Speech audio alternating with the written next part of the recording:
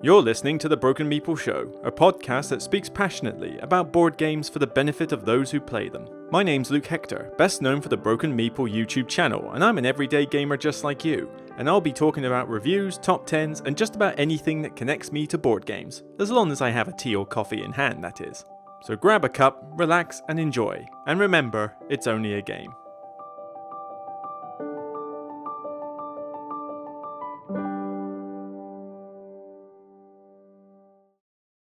Hi everyone, Luke Hector here.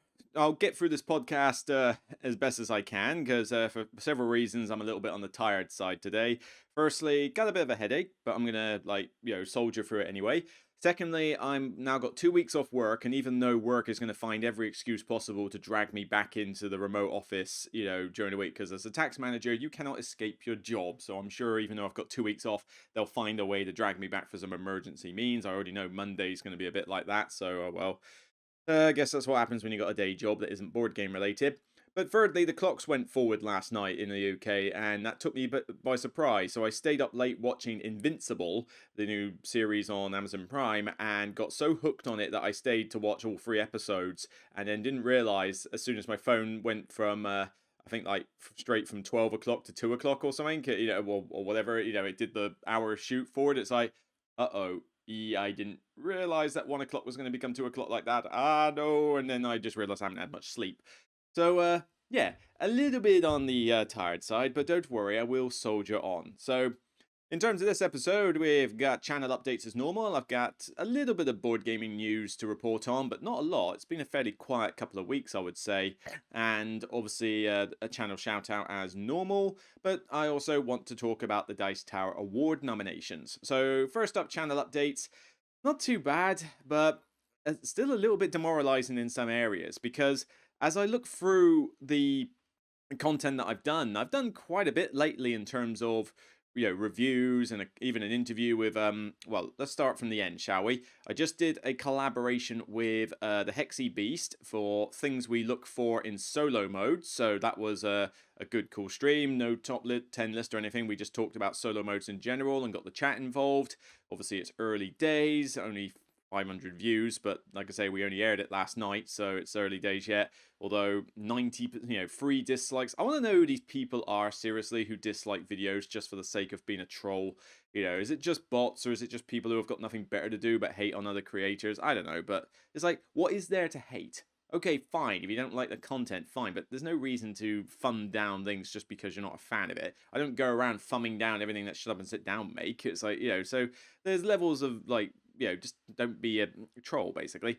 But, that was pretty good fun. And obviously before that, there was the top 10 campaigns in board games with side games. That was a good one. We actually went back and forth on grilling each other's choices quite a lot there. But still, not as many views as I would have liked for a collab, at least not compared to some of the other collaborations I've done, like, Board Game Perspective, Ryan and Bethany, Board Gaming Ramblings, and the non-live one with Jonah One Pip Wonder. Have all had a lot more activity, but for some reason the collabs lately have just not as much, and I wonder if that's because of the fact that I've moved, the last couple have been, well, no, he's American, he's British. I mean, I thought it might be a British thing, because most people aren't that interested in British content creators, but, no, I've had some Americans on that. I think it just depends on the topic area, I guess. But as I say, be sure to check out these videos, please, if you can, because I know they're long, but just listen to them in podcast form. That works. You don't have to see the images, but it goes that little bit of an extra way to help small creators. In terms of normal videos, I did a interview with Christopher Bedell, sorry, he doesn't like being called Chris apparently, for the creator and designer of Sentinels in the Multiverse. I had an hour-long interview with him on Zoom, and I've never seen a designer talk more passionately about board games of any description in their life. I mean, this guy goes off on tangents and that, but he is very excited about this definitive edition of Sentinels in the Multiverse, and to be honest, so am I. I mean, I thought it was going to be like, well, why would I even have a care for it? I already own the entire collection and fan-made stuff. But no, there's some good changes coming in this new edition where I'm like, okay, fair enough. Even I'll jump in on this. On top of that, there was a blitz review of Maglev Metro. Shall we say I don't hate it, but then I didn't necessarily love it either. So it's a bit of a mixed bag, that one, in terms of my verdict. It'd be good to get some more views on that. Even Bezier Games gave their blessing, so, you know, it's good that a publisher respects people who are reviewing games regardless if they give them a 10 out of 10 or not. Although, speaking of that, go check out the Whistle Mountain review where I literally go off on a high note trying to talk about that one. That was such a good game. I've also done a Beyond the Base Game review for the Days of the Siege campaign for this war of mine. And that's probably the newest stuff, actually, since the last episode I did, because I think I already talked about the reactions to the board game Cull, did I not? Maybe I didn't, maybe I didn't. But just in case, yes, I did a reaction video to Board Gaming Ramblings Keep or Cull video, one of their recent ones.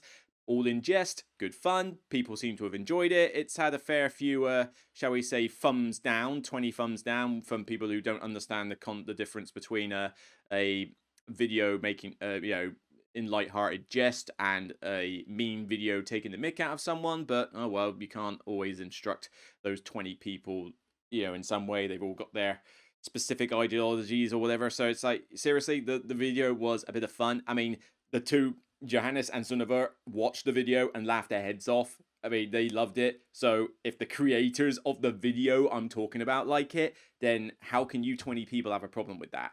And there'll be more in the works, because I enjoyed doing it and I want to do a few more. So I've got a reasonably lengthy one coming soon that I need to edit for the top 10 of all time as done by Board Game Perspective. I have reacted to that video, so I'll be putting that one out soon. But yeah, I mean, like I say, I thought it was a fun idea. It's not something I'm going to do stupidly regularly, but it's just another thing for the channel. Just a bit of a shame that you do have some people who just don't understand the idea of a fun video, to be honest. I mean, what, is it not cringy enough for you? I don't know.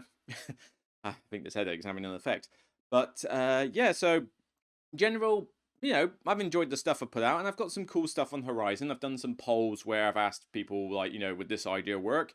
And I'm going to do more Cull videos. I've recorded like 4 or 5 of them yesterday. Basically, rather than do a group of Cull videos, I'm going to do one video per game I cull and talk for less than 7 minutes about each one. I feel that, why should I do it as a group? Why don't I just do one at a time? Because then that means content can come out regularly. I can like space it out over the course of a couple of weeks, a month or something, and it helps me with my scheduling. So it's like, fair enough. I've got 4 of those I think I've recorded. But I've also got that reaction video, as I said. There needs to be a comparison video of Dice Hospital versus Dice Theme Park at some point. I've got a prototype of that, although I got to find a copy of the rules because it didn't put any in the box, so I'm going to have to find that online. On top of that, what else is there, really? I knew I was going to do some more videos on top of that. Oh, yes, I was going to contemplate a series. I don't know what to call it yet. Maybe the Test of Time, or maybe that's just the theme of it. But basically, where I said, in the past, I did like why Citadels had gone up in my ratings, why Cooper Island had gone down, as well as these Cull videos. I also wanted to talk about like games that have been in the collection for a while, and then I can, rather than saying, oh, my rating's gone up or down, I want to say how the game has fared over time. So, for example, one of my first ones could be Flashpoint Fire Rescue, the first game I ever reviewed. It's been in my collection for, what, like 6-7 years now, probably 7 odd years. Does it still hold up after 7 years? Well, that's what the video would be for. On top of that, it'd be good to do some acquisition videos, as well as saying, oh, here's 5 minutes saying why I culled a game. 5 minutes saying why I bought a game might be interesting. Now, review copies are different. I get those, if I get those, they're usually for free. So they kind of, shall we say, try to think of the word, they influence, you're kind of influenced as to why you got them because it's a free copy. But ones that I pull the trigger and say, right, I'm going to spend my hard-earned money on these games. Like, for example, I have recently just pulled the trigger on Spirit Island and Branch and Claw. Yes, finally, I've bought myself a copy. So I'm going to play that solo rather than multiplayer and see if the solo is really what I've been missing out on. But on top of that, I've also pulled the trigger on Circadian's First Light as a result of watching Board Gaming Ramblings video where they kept this one. I've been thinking about buying this game for a long time, or at least checking it out, and I figured, you know what, now's a good time, so I decided to use my last gift voucher on that one, and we'll see whether that's a good solo game for me as well. Like I say, I'll play it multiplayer when lockdown ends, but as I say, We're not going to get that for a while, although I have had word from a couple of friends who, as the lockdowns are now starting to ease a little bit, they're more willing to come over. So maybe I'll be able to get some multiplayer fun soon, but yeah, still waiting impatiently for a chance to just get out there because, as I say, solitude is not doing me any good. Although, honestly, I'd much rather get a haircut right now. 12th of April, I will camp outside the nearest barbers and get them to advise me on the beard, sort out my hair. I'm going to look like a new man on the 12th, and I'll also be able to start going back to my massage therapist after then, so I can like help with the stress relief, but also, doing the day job and the blog. But also then I'll be able to go back to the gym. I'm going to go back 3 times a week minimum. I mean, if I can go back more often, I will, but I'm going to do minimum 3 times a week at the gym from 12th of April onwards. Get back into the swing of weightlifting that I've missed out because I have just had no motivation to exercise lately, not even go out for runs. Every time I think like I'm going to go out for a run, I just can't be bothered because I've either had no time to do it because of day job really sucking up my time lately, and also all these videos I'm doing, but just the fact that, well, it's only going to be like one run every now and again. It's not enough. I need to get back into the gym and really, get my muscle back because I am just wilting away at this point. Absolutely withering away, except for my stomach, which is trying to expand. So it's not a good style for that. But yep, like I say, things are on the mend. April, I think, is going to be April's going to be a better month. I mean, my birthday's this Easter weekend as well. I'm going home to visit the folks for Easter weekend, so that'll be nice, to calm down in the midst of Somerset. And then 12th of April, some of the lockdown stuff eases. So we can only hope that maybe I can just chill for the next 2 weeks while I'm on holiday. I mean, I say chill. I want to do blog stuff, yes, and obviously work's going to try and drag me in whenever it can, yes, but other than that, it is essentially 2 weeks off. And I'm going to try and use those 2 weeks as best as I can. I just hope that time doesn't accelerate like crazy like the last holiday I had. So hopefully this will be a nice period of relaxation. But yeah, as I say, I wish there was some more views on these. I don't know if YouTube is just like deliberately blocking some of my stuff from view, because some of this stuff should be getting more views. I mean, it's making me wonder if I should even bother doing reviews. Not the channel, don't, get me wrong, but if reviews get so few views, I mean, I did a, like, what was the last good one I had? A Honey Buzz, 2,500. Been out since early March. I would have expected it to have done a bit better than that, but, I'll take it. Honey Buzz did all right. But then Whistle Mountain's still only at 1,400. I mean, wasn't Whistle Mountain a really popular game that people wanted to know about? It just, and even like Maglev Metro, not even 1,000 at this point. I mean, granted, it's only been 4 days, but, people can get 1,000 views just by blinking at the moment. And let's face it, what seems to be the popular video at the moment, it's, we've got a video from Rodney Smith telling us to be good people. Okay, what we needed to teach our grandmother to suck eggs. It's not difficult to, I know how to be nice. I don't need a video telling me how to do it. And then the next most popular video I see trending is a video about cleaning up your board games. Okay, it's like, have reviews just gone the way of the dodo and now it's just whatever weird joke you can come up with? I don't know, but as I say, that is the way of YouTube. That is the life of a small content creator. Speaking of which, let's give a good shout out here. So let's go on to my YouTube, which is probably populated with all the sorts of CW and various Nostalgia Critic, Tom Baker, and a few other bits and bobs. Yeah, there's all sorts there. But need a channel to shout out about. Let's, well, why not? Why not shout out about her, actually? Because I, had her on the channel earlier in the month, and it's been quite a popular video. It's been quite a good one for engagement.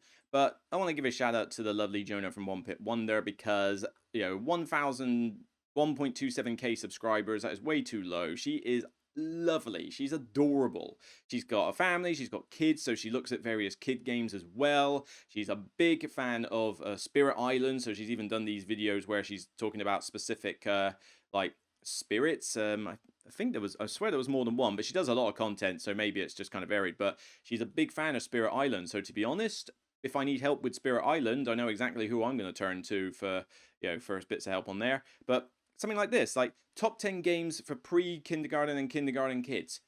How many people do you know out there who do this kind of video? I can't do a top 10 game for kids. I don't play with kids enough, and most people don't either. But are you telling me that 182 views is justified for a video that I think is really, really useful to parents out there? Seriously, you got kids? Go watch this video. go find. I mean, I haven't heard of most of the games on the list, to be honest, because I don't play kids games. But seriously, there's got to be parents out there who would find that useful, surely. But there's all sorts of other stuff. I mean, she does great thumbnails, and as you can see from all her thumbnails, and even when she appeared on my show, she doesn't stop smiling. It's like, I don't think you can make Jonah miserable if you tried. She's just like constantly smiling, constantly happy. This is like the sort of person that you want playing games with, you know, that somebody who's just going to take it, have a cheerful expression, not get worked up over anything, and just enjoy the moment. That's kind of Jonah in a nutshell, really. So, you know, lovely person, lots of content. She's been doing this for quite a while. Look at that. All sorts of stuff. It is basically a big variety show. She's got this kind of like doodle artwork style with the thumbnails. Puts a lot of effort into the show, and I just find it criminal that it's not doing better. And I wish I knew why. I don't know why. What is it about this channel compared to other channels that means that this one shouldn't have like 10 times the subscriber count that this one does? Honestly, I think it's a crime. But then maybe it's a social media thing. I don't know. Perhaps it's like, you know, are you trending? Are you, it actually does seem that way. The most popular trending channels are the ones who spend more of their time banging on about current affairs and politics and social commentary and stuff like that than it is actually about doing content for board games. That does seem to be the kind of shtick at the moment I'm noticing on social media. But then that's what gets a lot of views, apparently. But, you know, this is a channel about board games, and so is One Pip Wonder. Honestly, definitely check this channel out. Check out Jonah. Show your support. Hashtag SupportSmallCreators. So, in terms of news, I want to look at some news now, and there's not much in the way of news, shall we say, over the last couple of weeks, or not major news anyway. But there's a few little tidbits that I'm just going to comment on briefly before we get to the main thing, because we do need to get onto that relatively soon, if not just for my headache, but also because there's other bits you want to do. So, very quickly, we have got a Facebook image for Reza Khana, Perle Imperi, or whatever that is, and I don't know what that means. This little baggage has witchcraft in it. Okay, that's apparently a quote, I have no idea. But it's an expansion to Reza Khana from Tom Lehman. Main reason I'm even talking about this is because I know a lot of Reza Khana fans. I'm not one of them. I don't think the game's bad, I just found it boring. It kind of like felt like, oh look, this is kind of like playing Seasons in a mini version. So no dice, oh, that's a shame, but alright, fine. But it does feel a bit like Seasons, where you get a bunch of cards, you draft them, and then you combo them in some ways to get victory points. The thing is, Seasons does it a lot better. You know, Seasons looks better. It has, you know, the cool theme with the dice and the magic and that timer going around at different rates. It has better combo cards. You know, not just simply gain, like, turn X into X for victory points. There is actually some half-decent comborific stuff there. As I say, that Seasons already did what Reza Khana is doing, and Seasons does it better. Now, that being said, people Reza Khana, so you've got another expansion in the way. If this is a game that you like, then be excited because you're going to get it. But I'm also a little bit hazy on the whole Tom Lehman thing as well, because I remember a discussion that was, I think it was about a couple of years ago, where Rado did a review. Well, he didn't do a review. He did some like basic thoughts on the end of one of his videos about Reza Khana in general. And he generally liked the game. He gave it positive thoughts, but he did, like, you know, focus on, like, there's a little bit of this take that element that I'm not a big fan of, and that because he's not a big fan of take that games and that. And it's like, that's cool. That's your opinion. You don't like that sort of thing. That is prevalent in Reza Khana to some extent. I'm not a big fan of it either, but it doesn't kill the game for me. But fair enough, he gave his views. But I just remember a discussion between him and Tom where the discussion got a little bit harsh, where Tom seemed to overreacted to the fact that he was focusing on this take that part of the game. And it's like, I'm sorry, but designers, you need to accept that some people are not going to like your games, and you need to accept that some people are going to be put off by other aspects of your games that some people won't. You know, he doesn't like this part of your game.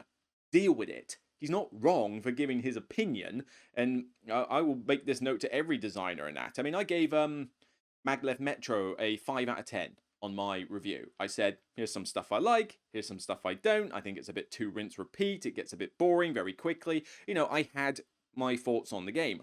I don't expect Ted Olspark to suddenly come by and start shouting at me for giving it a negative review, because if it did, I probably wouldn't buy any more of the games, because seriously, designers need to have a bit more shall we say, resolve than that. They need to be a bit more like conscious that not everybody's going to praise their game or something just because some designers get away with it with things like Gloomhaven and that. But then even then, there's haters of Gloomhaven, so even someone like that has to bear in mind that not everybody's going to like their game no matter how popular it is.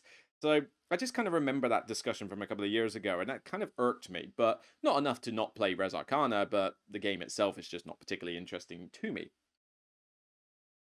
So moving on to another game, we got Pandemic Puzzles. This is some new, like, it's kind of weird. I don't know if this is going to be like separate little games that they're releasing, or it's just like going to be like downloadable content, maybe like PDFs.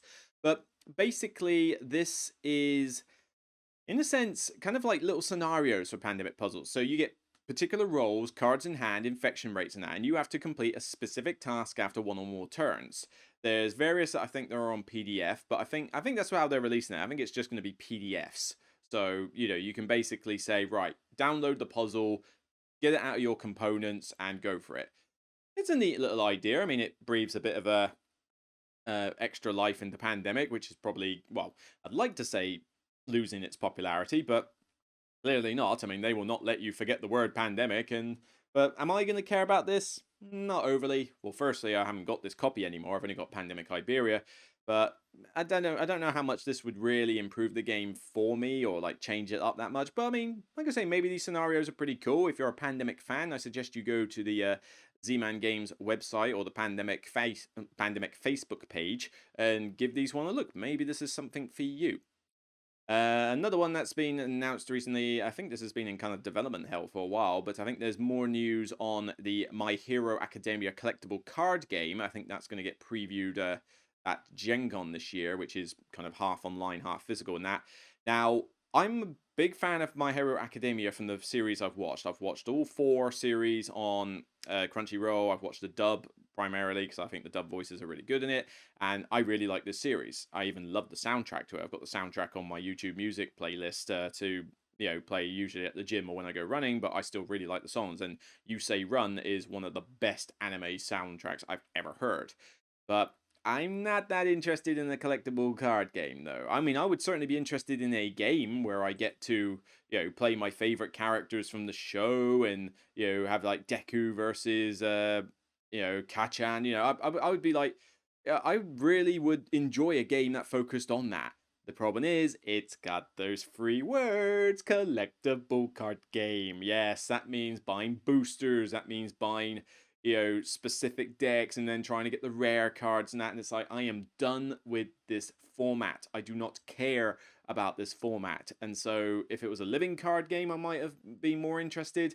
If it was just a bit like a Summoner Wars thing, you just bought the master set and you got the decks and that was it, I'd probably jump on it. But I've got no interest in a collectible card game format. I think the collectible, I mean, there's no reason for a collectible card game anymore. We've had Magic, great, it's still popular, fine. We've had other collectible card games that have done well in the past, but it's just, in the light of modern board gaming, I think the collectible card game format should have died already. It's like, it's just a cash grab. That's all it is, nothing but a cash grab. There's no reason to do it other than just, I want to make money. And so, it kind of puts me off in that respect. But here, as I say, I'd be interested to see how well this does, but don't expect me to be sort of jumping in on it with that kind of format.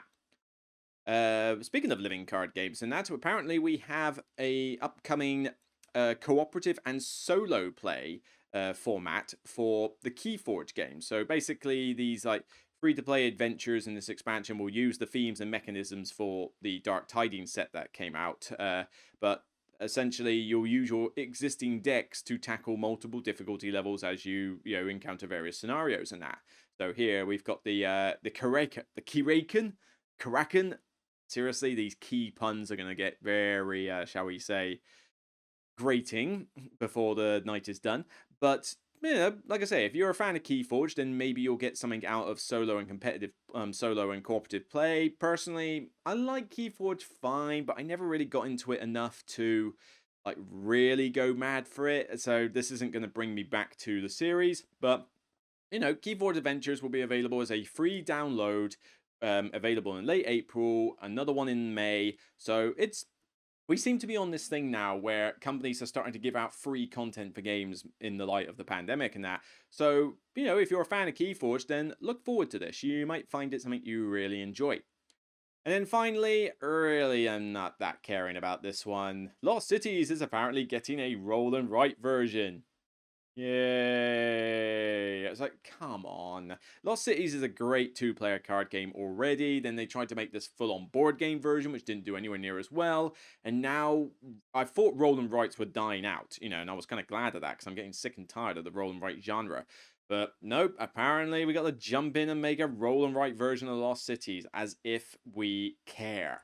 This isn't going to suddenly make me go, oh, Lost City sucks now that there's a roll and write version anymore. I've got the two-player card game. It's perfectly good.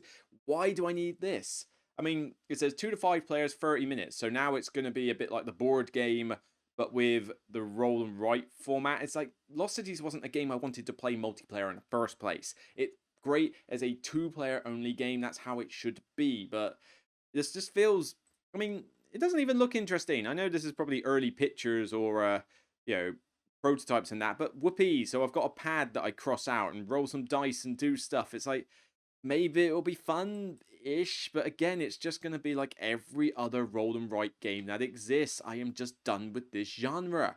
I mean, in the space of what, like 2 years, it basically exhausted every innovative thing you can do with a roll and write, and so why do we keep bringing these out? Just let the genre go and start focusing on other things. As I say, maybe if you're a roll and write fan, you're going to go nuts for this anyway.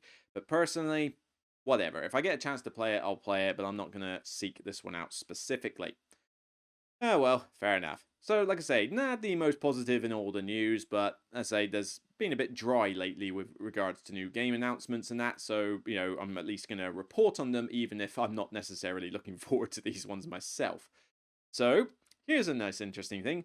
The Dice Tower Awards. Now, I vote on the Dice Tower Awards each year because I'm part of that Facebook group. We essentially get a bunch of games that we're allowed to suggest for various categories. We go on the Facebook group, we put our thoughts down, and then these votes get collated by Tom Basso and his gang, and then the nominations get announced, and then once the nominations are done, at some point in the future, we will vote on our personal favorites. So, I have not looked at the nominations on purpose, because I wanted to look at them for this podcast. So this is going to be almost like a reaction video in a sense. But what I'm going to do is I'm going to go through this page here with all the categories that I've then go through the nominations and consider whether I think they're good nominations. Now, for some of these categories, I could probably guess half the nominations on there. But considering I wasn't a big fan of 2020 as a whole, it'll be interesting to see which games made the cut for some of these ones, and I hope that it's not just all focusing on one game and nothing else as a result, but it'll be interesting to see. But yeah, I purposely do not know what these are. When they got announced, I didn't look at the threads. I purposely did not look at them, so this is going to be completely new.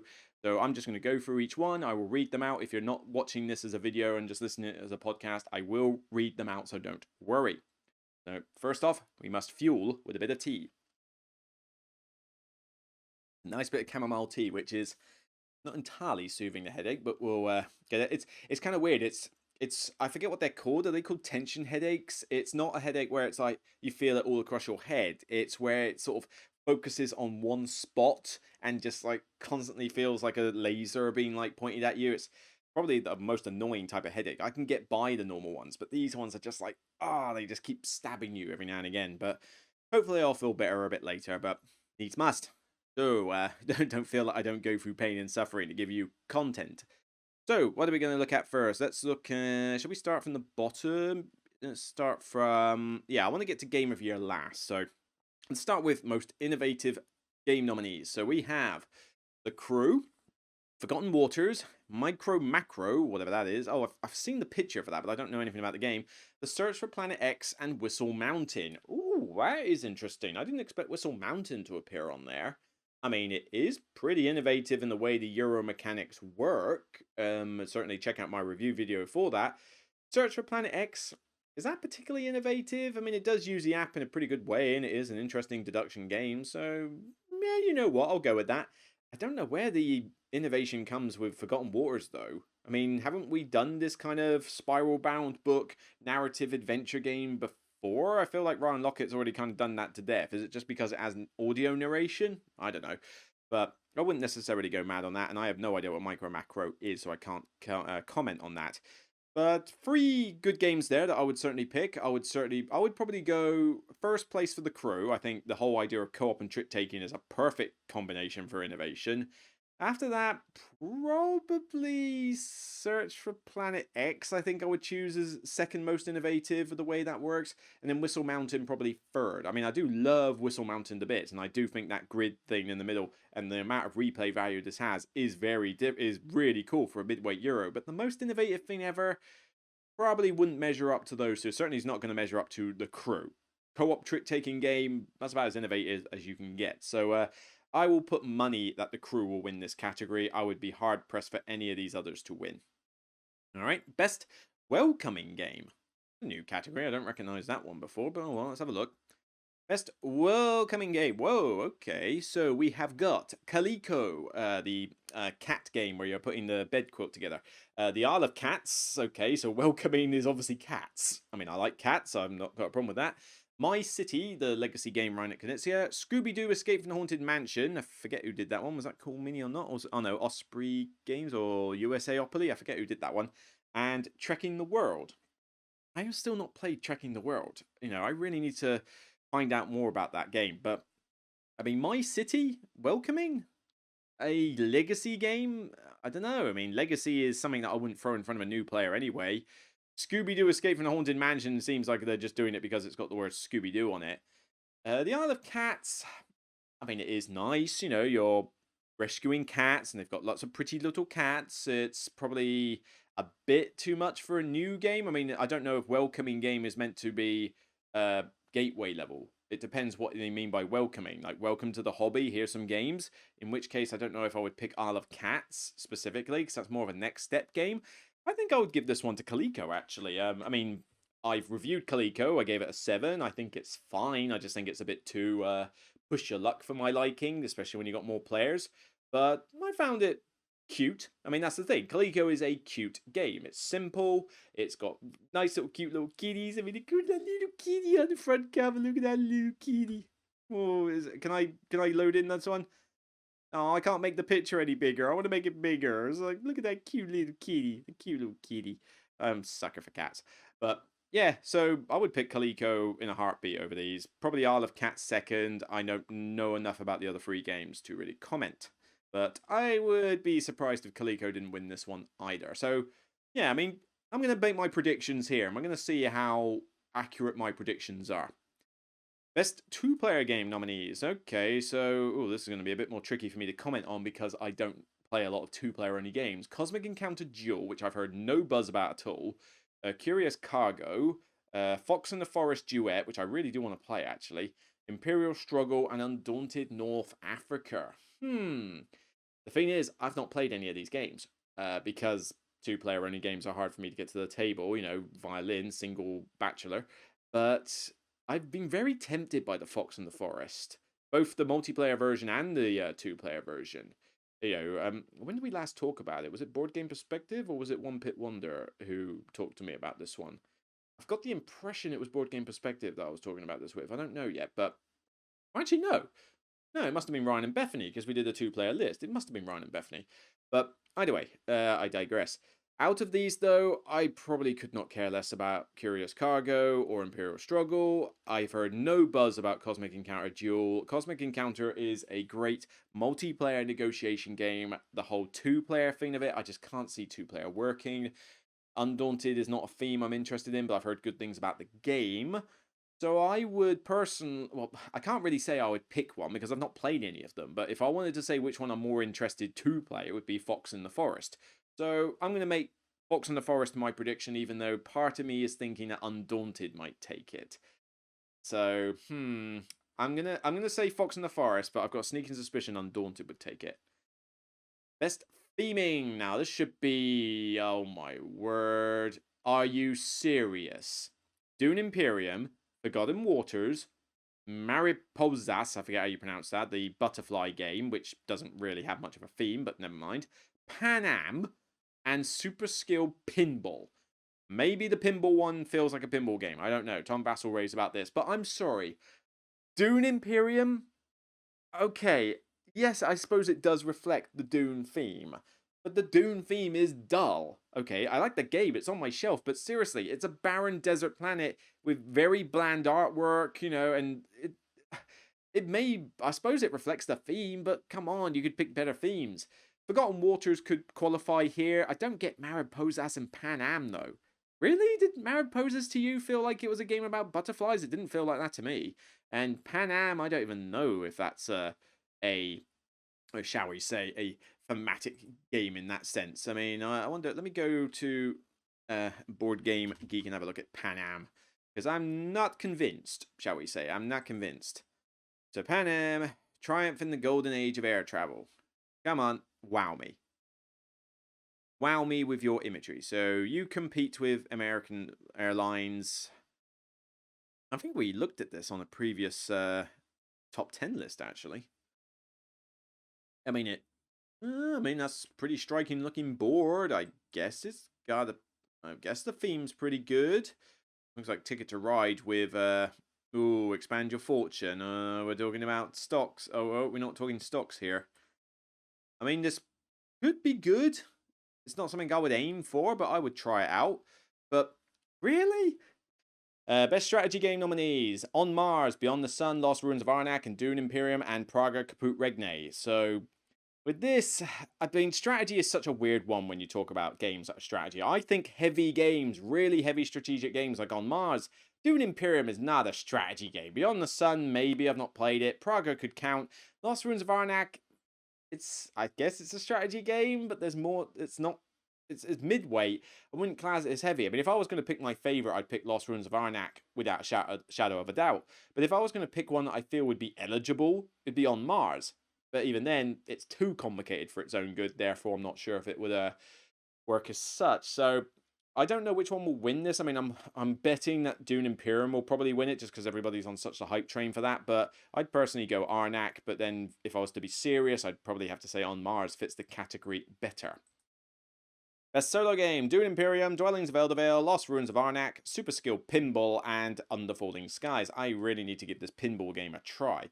But Dune Imperium has an okay solo mode in it. I like it, but I don't think it's as good as it. I mean, well, actually, no, tell a lie. It's a good solo mode, but compared to what else is here, I don't know. I mean, Arnak is a good solo mode, but I wouldn't put it as my number one.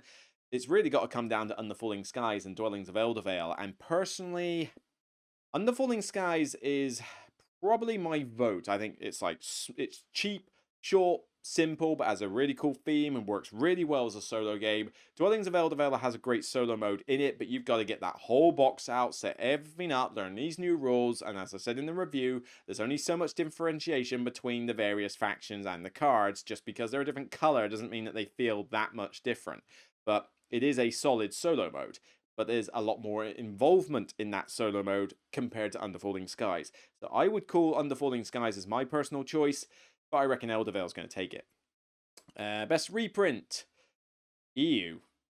Seven Wonders 2nd Edition, Eclipse Second Dawn, Fort, Project Elite, and Rococo Deluxe Edition. Now, I've not played Fort, I didn't even know it was a reprint. Project Elite, it does a good job of reprinting the game, but I've got problems with the game itself. Eclipse Second Dawn, it looked bland and horrible in the first edition. It still looks bland and horrible in the second edition. So you call that a reprint? Fail. Seven Wonders didn't desperately need a second edition, so I'm not sure I would really vote for that one either. And I've not played the deluxe edition of Rococo, although it does look gorgeous. I will give it that.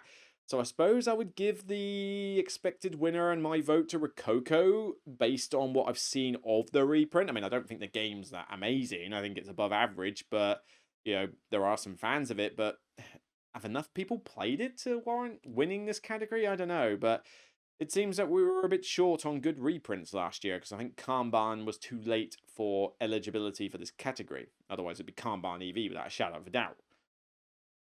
Best party game: 5 Minute Mystery, Hues and Cues, Master Word, Telestrations Upside Drawn, and Mysterium Park.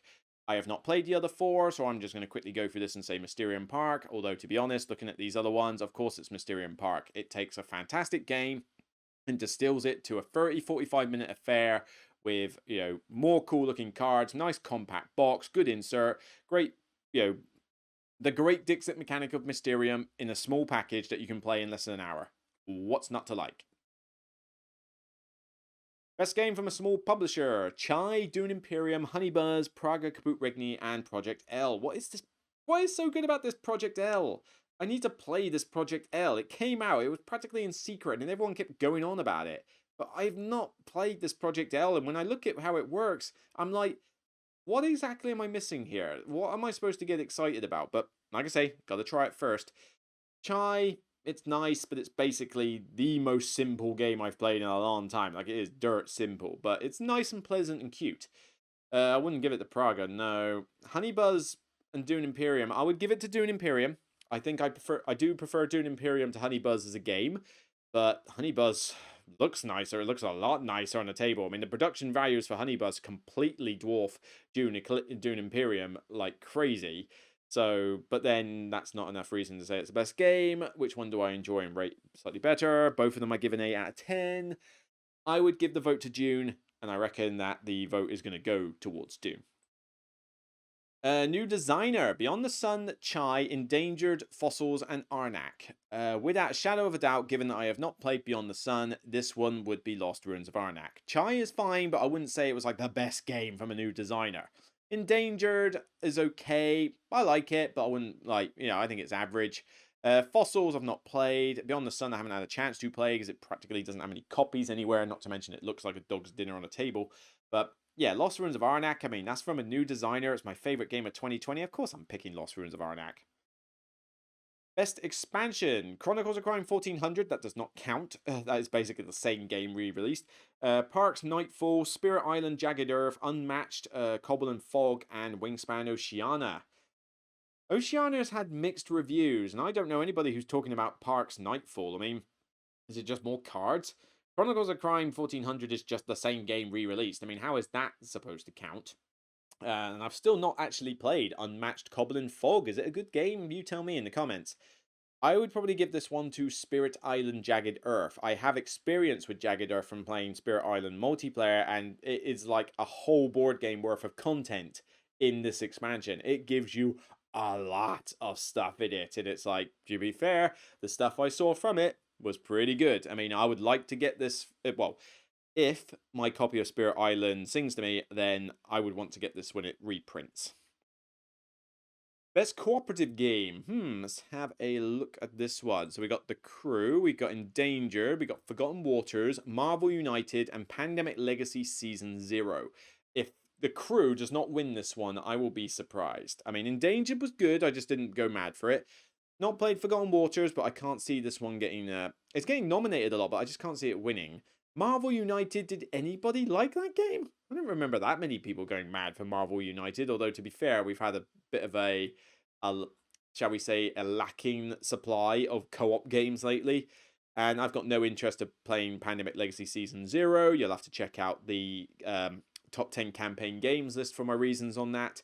But The Crew, yeah, I'd give it to The Crew, hands down. Innovative, short, simple, can teach it to anybody who's got any knowledge of trick-taking games. Great little idea. It's just such an innovative idea. 3 more to go, and my head is really killing me. I'm definitely going to have to wrap this up soon. Apologies, but that'll teach me to record a podcast with a headache. So, best production values: Dwellings of Eldervale, Honeybuzz, On Mars, Tang Garden, and Tidal Blades. Ooh, these ones do have some pretty good production values.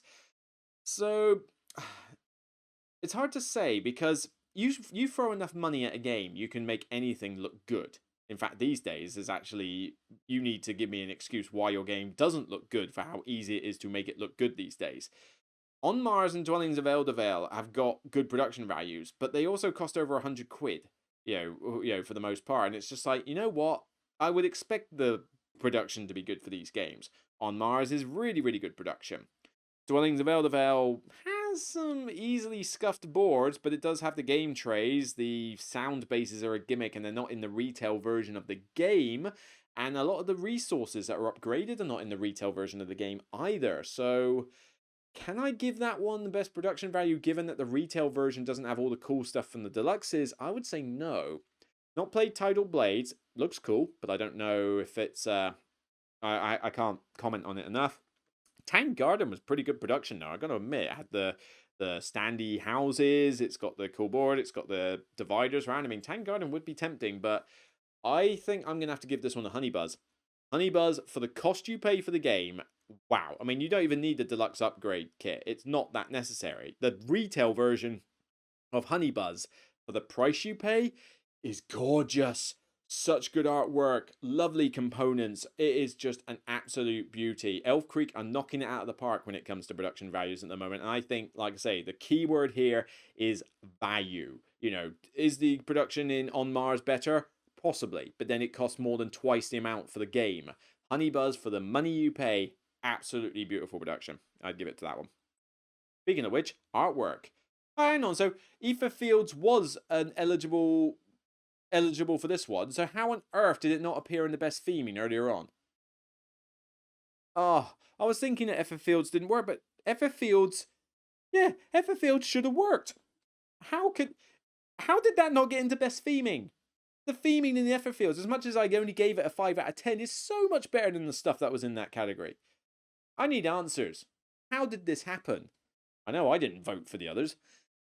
Alright, Etherfields, Forgotten Waters, Lost Ruins of Arnak, Oceans, and Tidal Blades. Ooh, this is tricky. Arnak does have some fantastic artwork, but then so does Etherfields. And it's not like Forgotten Waters and Tidal Blades are bad lookers either. I wouldn't give it to Oceans, though. I feel that was just trying to fill in the spot. Oh, that is tricky. I mean, Arnak is gorgeous. That's got really nice artwork on it, but would I put it as my number one? Probably not. The others, I would probably have to give this one to Ether Fields. I mean, that box cover alone is gorgeous, but I got to admit, when I look through the rest of the cards in there, the grittiness, the dreams, and all that lot, the artwork is just really, really good. It is on point. It really portrays that theme. I would probably have to give this one to Ether Fields. And then finally, the game of the year. Right, let's have a look here then. Calico, The Crew, Quest for Planet 9, Dune Imperium, Dwellings of Eldervale, Forgotten Waters, The Isle of Cats, Lost Ruins of Arnak, Viscounts of the West Kingdom, and Pandemic Legacy Season 0. Ooh, I'm quite surprised that Calico managed to make the list, as well as Isle of Cats. Which one do I think is going to win? It's going to be either Dune Imperium or Dwellings of Eldervale, I think. I think it's going to be one of those two. I don't think Pandemic Legacy Season 0 will. I don't think Arnak will. And as much as I reckon The Crew stands a good chance, I don't think it will. The rest won't win it. I don't think they've got enough popularity behind them. I mean, I really love Viscounts. I really love Lost Ruins of Arnak. My game of the year is Lost Ruins of Arnak without a shadow of a doubt. But I don't think enough people would vote with me on that. There's no way Calico, Forgotten Waters, Isle of Cats, and I don't think even Pandemic Legacy Season 0, I don't think any of those four are going to stand a remote chance. I would like to see The Crew possibly take it if it's going to be a public vote because of how innovative and unique it is, but is Dune Imperium just going to have that hype train behind it? I reckon Dune Imperium is going to take it just because of that train. You know, I think everyone is just so hyped up on it. As I say, it's great. It's not perfection, no, but as I say, just the way it is. So I would personally give it to Lost Ruins of Arnak, but I think Dune Imperium is probably going to take this one. So yeah, that's it for me. I think it's time to wrap up this podcast. I've already got to edit 2 bits together because of that glitch earlier. And also I think I need to go lie down because, I mean, you've seen me rubbing my head a lot this video. This headache is starting to get worse. I think I might have stressed myself out a bit too much, but you know, you wanted this. I can probably edit it later once I've recovered a bit and then get it out later tonight. Worst case scenario, I'll have it out on Monday. It just depends how I'm feeling, really. I do need to rest, I think. So I'm going to go and recover, but hopefully my headache didn't make this podcast sound a bit too weird or anything like that. Hopefully you still enjoyed the content. And what are your thoughts on these Dice Tower Award nominations? Do you agree with the choices? Which ones would you vote for? Is there a game? In fact, to be honest, rather than which one you would vote for in each one, I'm interested to know if there's a game that didn't feature in the categories that you think should have done. Like Etherfields really should have been in Best Theme, and I don't know how it didn't make it. That is what I'm interested in. So I want to know primarily that. Is there a game that got forgotten in these categories that you think should have been there? Let us know in the comments what you think. So that's it for me. I'm going to wrap up this podcast episode. Thank you for tuning in. Don't forget to subscribe to the channel if you have not done already. Check out One Pip Wonder from the shoutout. Check out all the small creators that I talk about. You know, small creators need more love than the big creators right now. It's time to, rise them up as opposed to just focusing on the big lot, especially when there's so much talent out there and so much passion that's getting forgotten. So hashtag support small creators, please do it. Don't forget to check out the 5% code in the description of all my videos for zatu.co.uk, where you can get 5% discount off all the games in your basket. Honestly, if you need to buy some games and Zatu has stock, then do so and save yourself some pounds and pennies while you're at it. But that's it for me. See you on the next Broken Meeple video or podcast. Take care, and remember, as always, it's only a game. I'm gonna go lie down now.